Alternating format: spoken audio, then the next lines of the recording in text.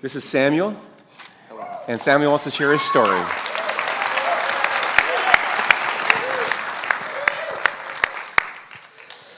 So, as he said, my name is Samuel Wolf, and I was born in St. John's, Newfoundland.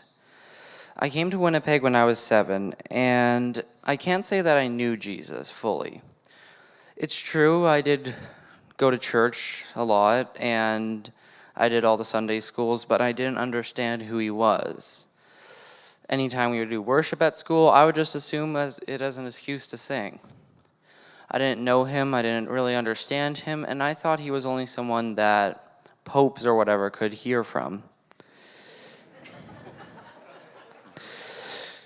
So, it was in my school when a speaker came and talked for, I'm gonna say, a long time.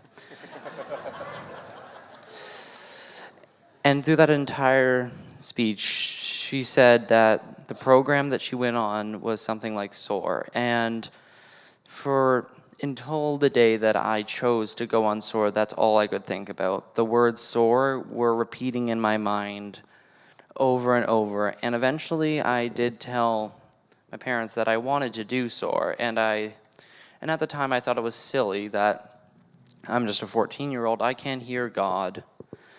And now, after that, it's realizing that anybody can hear God's voice. After SOAR, I was completely into God. I made sure to come to all the churches and volunteer as much as I could. In one of the Sunday churches that I went to, I found that I had a gift. It was over SOAR where we went to Walls of Freedom, and I was told I had a strange gift where I could interpret the voice of God and tell others what he was saying. My relationship with Jesus has strengthened more than I could ever imagine, and I feel that he's been pushing me to read the book that I'm named after, Samuel. When I read it, I noticed a lot of similarities, especially with hearing the voice of God.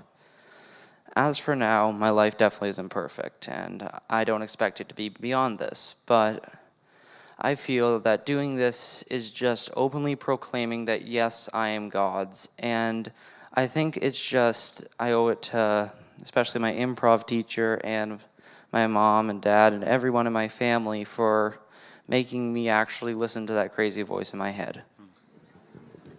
Thank you.